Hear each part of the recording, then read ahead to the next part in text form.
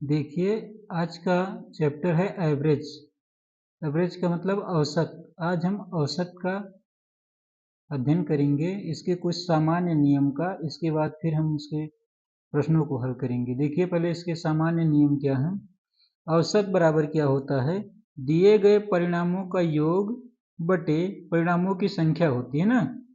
फिर क्या है? दूसरा है, देखिए, माना एक व्यक्ति एक निश्चित दूरी x किलोमीटर की चाल से तथा उतनी ही दूरी y किलोमीटर की चाल से तय करता है, तब पूरी यात्रा में औसत चाल क्या होगी? वही जो हमने पढ़ा, औसत यानी कि परिणामों का योग बटे परिणामों की संख्या, यानी क्या हो गया? 2xy बटे x प्लस y किलोमीटर प्रति घंटा हो जाएगा ना।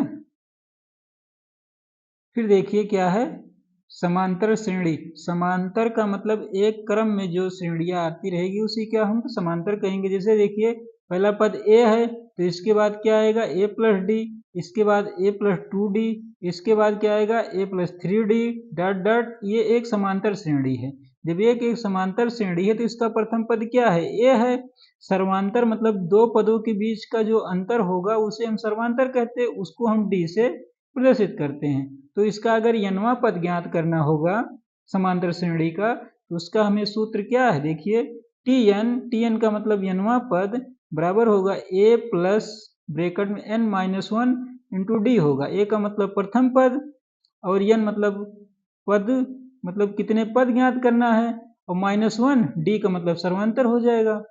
फिर क्या कह रहा है? देखिए, n पदों का योग अगर ज्ञात करना होगा तो n वां पद ज्ञात किया। अगर n समांतर श्रेणी के n पदों का योग ज्ञात करना होगा तो यस n बराबर होगा n बटे 2 ब्रैकेट में 2a plus n minus one into D हो जाएगा। तो ये हमें n पदों का योग ज्ञात करने का सूत्र है।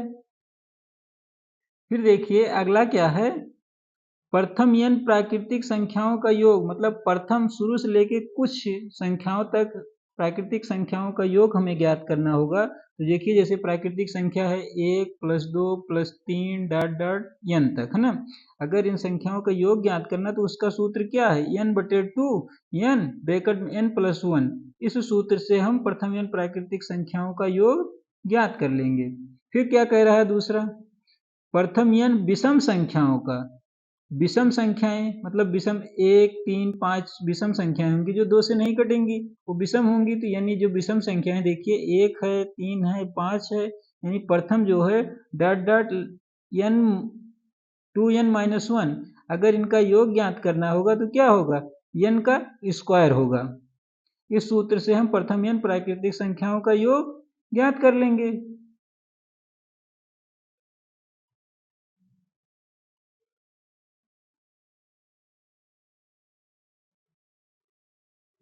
फिर देखिए क्या कह रहा है, प्रथम n सम प्राकृतिक संख्याओं का योग।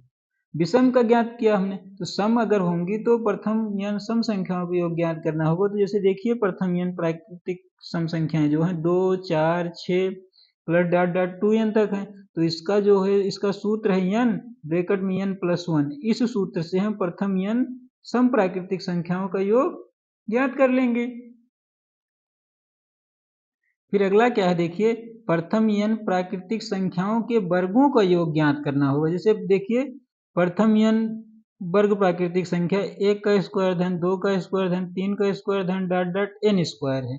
n यानी प्रथम n प्राकृतिक संख्याओं के वर्गों का योग अगर ज्ञात करना होगा तो उसका फार्मूला है 1/6n ब्रैकेट में n प्लस वन और दूसरे ब्रैकेट में 2n प्लस वन। इस सूत्र से हम प्रथम n प्राकृतिक संख्याओं के वर्गों का योग ज्ञात कर लेंगे। फिर देखिए अगला क्या है, कह रहा है प्रथम n प्राकृतिक संख्याओं के घनों का योग। अगर हम प्रथम n प्राकृतिक संख्याएं का घन दिया हुआ है, उनका योग ज्ञात करना होगा। तो देखिए कैसे करेंगे। जैसे दिया हुआ प्रथम n प्राकृतिक संख्या का घन, देखिए 1 का घन धन 2 का घन धन 3 का घन डॉट डॉट प्लस n का घन।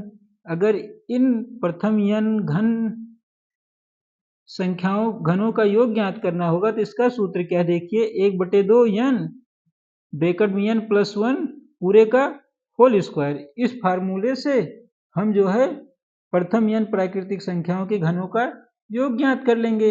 इन फार्मूलों को थोड़ा हम अध्ययन करके थोड़ा याद कर लेंगे।